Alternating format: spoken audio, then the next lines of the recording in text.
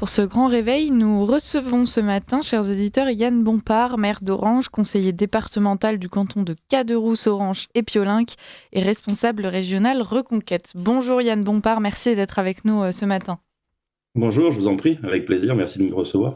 Alors si on voulait vous donner la parole ce matin, c'est pour continuer à parler de ces zones à faible émission. On en a déjà parlé à notre antenne, mais on continue d'être révolté par le sujet. Évidemment, on imagine que vous aussi. C'est le sujet de ce matin, la colère de ces maires. On a reçu des militants, on a reçu donc des responsables d'associations.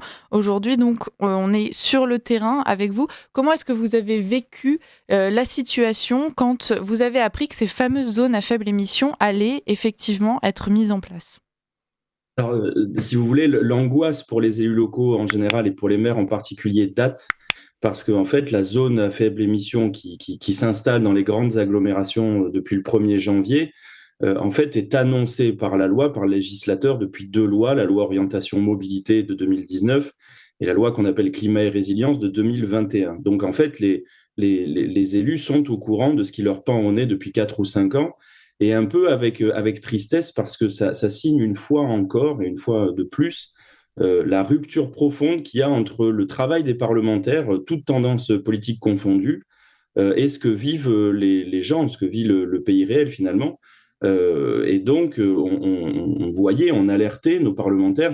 On a beaucoup parlé de la nomination de Richard Ferrand ces derniers jours, mais il faut savoir que ces 2 lois ont été votées dans l'abstention coupable, à mon sens, des groupes parlementaires de droite. C'est des initiatives du pouvoir macroniste. Les seuls qui l'ont contré, et on le voit dans le résultat des scrutins, c'est la gauche radicale. Et pour l'homme de droite enraciné que je suis, c'est un peu une douleur que de voir que sa représentation nationale n'a pas été au rendez-vous pour défendre les Français.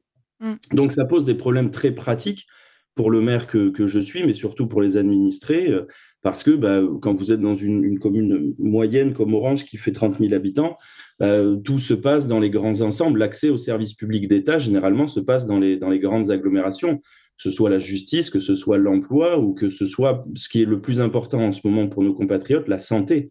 Vous ne trouvez plus de médecins. Je crois qu'il y a même des zones comme Lyon ou certains quartiers de Paris qui sont considérés comme des zones blanches en termes de couverture médicale. Donc, c'est dire ce qu'il en est pour le reste des départements ruraux ou périurbains. Et donc, on est très inquiet parce que n'importe qui va être amené pour ses soins, pour aller voir un membre de sa famille, à aller voir le grand hôpital ou le centre hospitalier universitaire. Et puis, on comprend que si on n'est pas assez riche, on ne pourra pas rentrer. Donc, ça a été fait sur le constat, avec la bonne intention dont on pave l'enfer, de se dire que il y a 40 000 personnes qui souffrent c'est les motivations de la loi, hein, qui souffrent de problèmes respiratoires. Mais au lieu qu'on ait un législateur et un pouvoir exécutif central de Paris qui se disent bon, si on a des problèmes respiratoires, on va voir comment améliorer la qualité de l'air pour tout le monde, on va voir comment développer la médecine, ça n'est pas du tout le sujet. On a puni, ou on punit le reste des 70 millions de Français pour 40 000 personnes, non pas que je mette leur vie de côté. Et quand on connaît la culture de mort qui règne dans nos institutions depuis des années et des années, on se demande si c'est vraiment les 40 000 morts qui les inquiètent ou si c'est plutôt le bien vivre des bobos parisiens ou des bobos des agglomérations qui sont en vérité des vainqueurs de la mondialisation. Mm. Alors, il y a beaucoup de choses dans votre réponse. On va essayer de détricoter tout ça. Mais commençons par ce point. Effectivement, vous avez parlé de cette concentration des pouvoirs, de l'emploi, des infrastructures de santé dans les villes. Finalement, c'est la grande centralisation. Et aujourd'hui, non content de se satisfaire de ça, ce qui est déjà assez compliqué en fait pour beaucoup de Français, de devoir parfois faire plusieurs heures de route pour se rendre sur leur lieu de travail, eh bien, on leur explique que désormais, ils ne pourront même plus faire ces heures de route pour aller travailler. La solution, ça serait justement de décentraliser tout ça, une fois de plus, de mettre un coup de pied dans ces fourmilières parisiennes et au-delà des grosses agglomérations. Alors moi, oui, je pense plus précisément encore que ça, je suis un subsidiariste.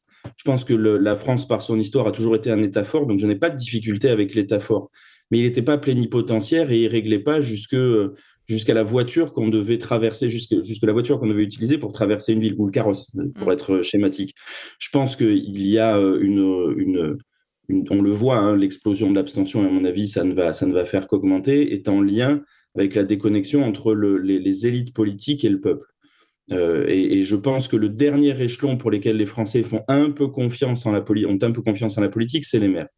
Moi, je le dis, vous l'avez dit, hein, je suis aussi président d'Interco, je suis pour la suppression des intercommunalités.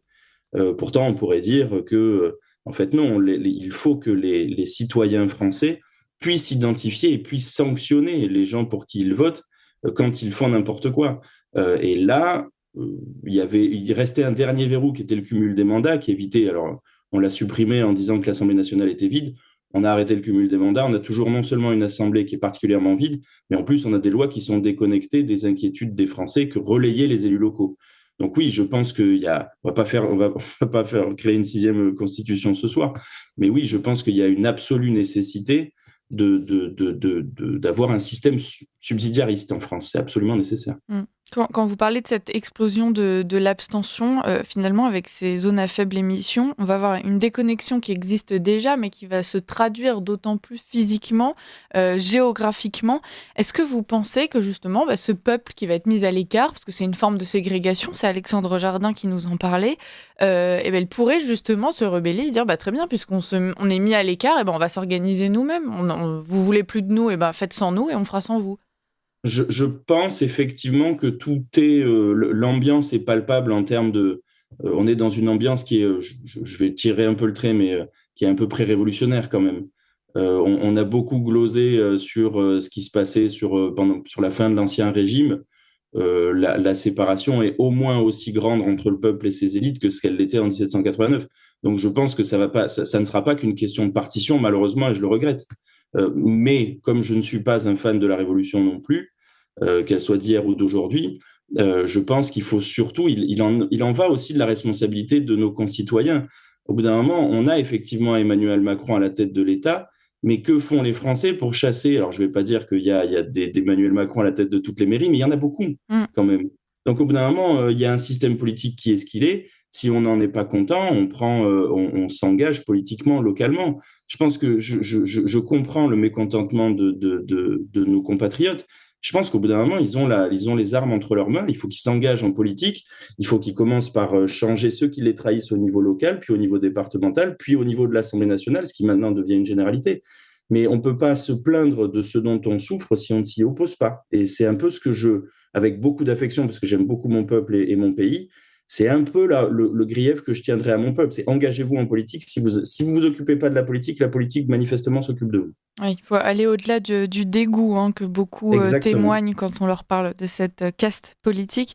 Vous êtes élu local, justement, Yann Bompard. Comment est-ce que ressentent les gens sur le terrain, dans ce fameux pays réel, quand ils ont appris que les ZFE seraient installés? Et le problème, encore une fois, c'est ce que je vous dis, vous le dites pendant des années dans le désert, en expliquant attention, ça va vous pendre au nez, et tant que ça n'a pas été touché, les gens n'y ont pas forcément fait très attention. Là, maintenant qu'ils se rendent compte que on a obligé les grandes métropoles à faire ces zones à faible émission, et que il va falloir que dans le cadre de leur traitement ou dans le cadre d'eux, ils pourront plus prendre leur véhicule. Là, effectivement, il y a alors je vais pas dire que la rupture continue de se consommer, si vous voulez. Parce qu'on se dit mais comment le Parlement a pu faire ça? Moi, j'ai jamais donné mandat à la représentation nationale pour faire ça. Comment je vais faire? Comment il va falloir que je change mon véhicule. Enfin, dans une période de récession économique et financière. Donc forcément, c'est ce que vous disiez tout à l'heure. On est de plus en plus au bout de la rupture entre le peuple et ses élites politiques. Mmh. C'est assez intéressant de voir que précisément les élus qui sont le plus enclins à mettre en place ces zones à faible émission, à voter ces lois pour les zones à faible émission, ce sont toujours ceux qui se targuent d'être dans le camp de la bien-pensance et aujourd'hui qui pratiquent une ségrégation sans aucun remords. C'est ce que je vous disais. Je ne sais pas si vous êtes allé voir le sens des scrutins, parce qu'ils sont publics, enfin on les voit bien maintenant à l'Assemblée nationale. C'est ce que je vous ai dit. Bizarrement, les seuls qui s'y sont opposés, qui ont voté contre cette ZFE, c'est la gauche radicale. Les macronistes, on le vend en poupe, donc personne s'oppose à eux à l'Assemblée nationale. Mais je vous dis, ce sont des votes qui datent d'il y a 5 ou 6 ans.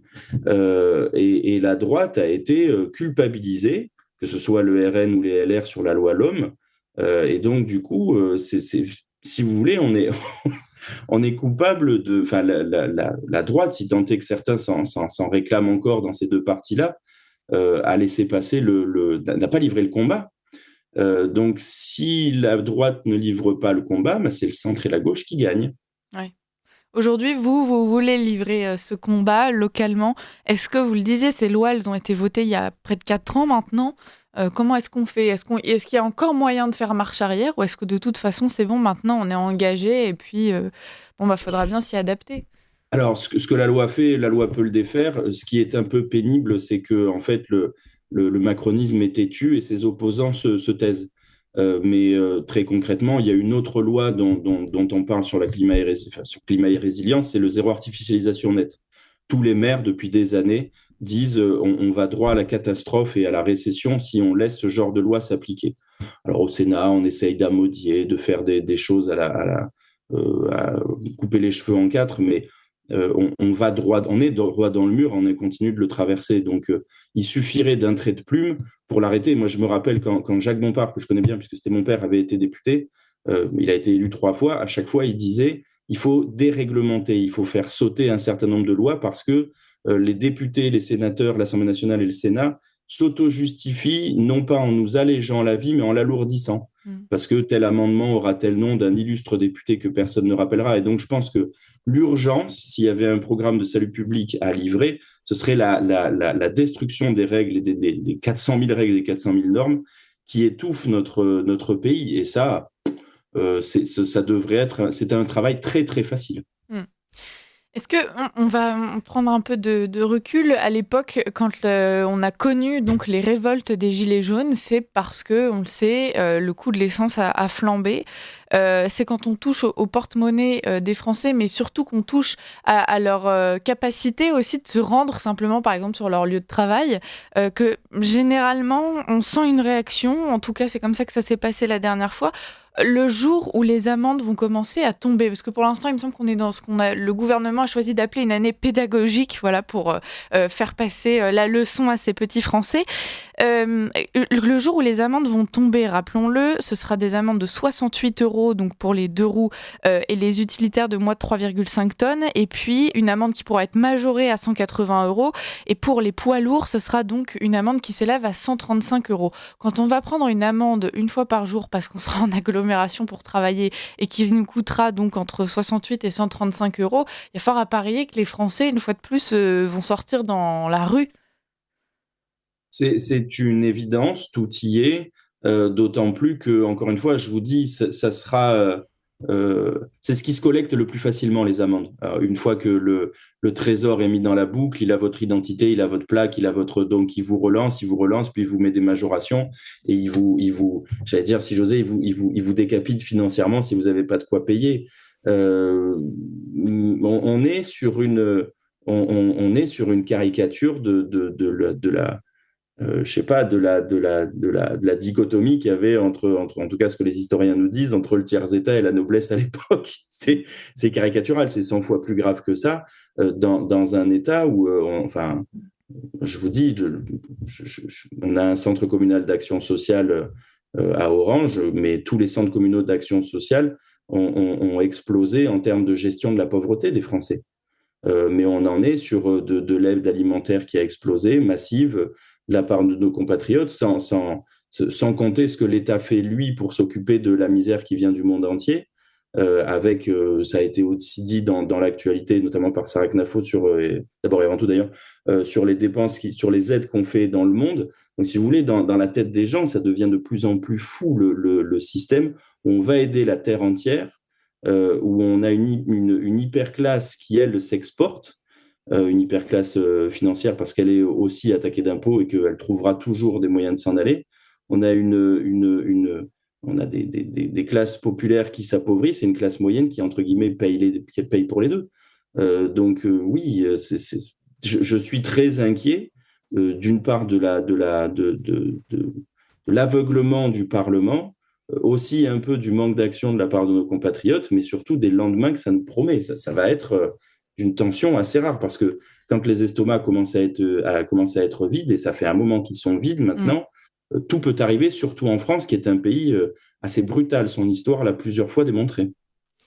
On va continuer à regarder ça. On vous réinvitera, Yann Bompard, pour suivre ce dossier des ZFE. Il y a une auditrice dans le chat qui nous écrit: les pubs des ZFE passent à la radio, pas chez vous, alors ça évidemment, mais carrément à la radio le matin. C'est fou, effectivement, c'est fou. Et on pourra se pencher sur tout ce travail idéologique pour faire comprendre aux gens que finalement, ces ZFE, c'est pour leur permettre de sauver la planète et que s'ils les refusent, eh ben, ils auraient toutes les raisons du monde de culpabiliser.